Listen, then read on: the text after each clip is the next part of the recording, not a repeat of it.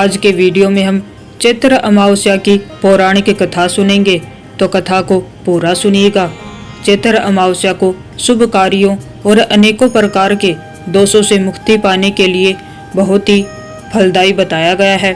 इसलिए हिंदू धर्म में न केवल चैत्र बल्कि हर माह की अमावस्या का विशेष महत्व है। तो आइए आज हम चैत्र अमावस्या की पौराणिक कथा सुनते हैं। बहुत समय पहले की बात है। एक राजा एक नगरी में राज किया करता था। उसकी प्रजा और परिवार दोनों ही सुखी थे तथा राजा की रानी भी बहुत धार्मिक थी।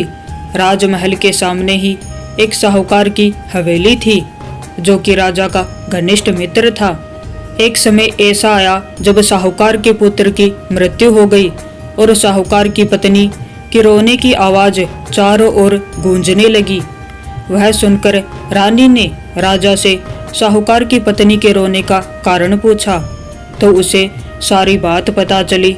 तब रानी ने प्रश्न किया कि दुख क्या होता है।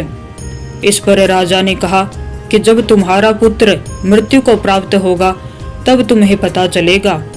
यह सुनते ही रानी ने अपने पुत्र को महल से नीचे फेंक दिया, लेकिन भगवान की कृपा से वह बच गया। रानी ने फिर प्रश्न किया कि दुख क्या होता है। तब राजा ने कहा कि वह पड़ोसी राज्य में युद्ध करने जा रहा है। जब उसकी मृत्यु का समाचार मिलेगा तब रानी को उत्तर मिल जाएगा। लेकिन रानी अमावस्या का व्रत करती थी, जिसके कारण राजा विजय होकर लौटा।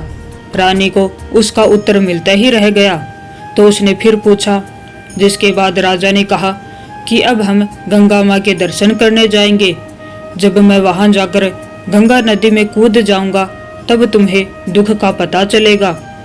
राजा रानी में आपस में बात हो ही रही थी कि भगवान शिव कैलाश पर विराजमान होकर के सब कुछ देख रहे थे। उन्होंने माता पार्वती से कहा कि चलो आज मैं तुम्हें एक सुखी आत्मा के दर्शन करवाता हूँ। जिसके बाद भगवान शिव और माता पार्वती बकरा बकरी के रूप में मृत्युलोक आ गए। वह दोनों एक बावली के पास घास चरने लगे। तब रानी वहां विश्राम करने आई और शिव और पार्वती के बीच हो रहे वार्तालाप को रानी ने सुन लिया।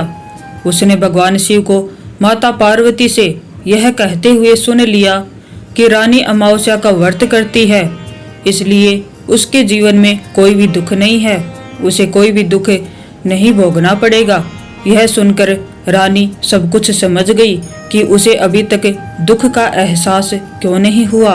जो कोई भी अमावस्या के व्रत करता है उसके जीवन में दुख नहीं रहते हैं। तो ये थी चैत्र अमावस्या की पौराणिक कथा। अगर आपको कथा अच्छी लगी हो तो वीडियो को लाइक कीजिएगा और चैनल को सब्सक्राइब कीजिएगा।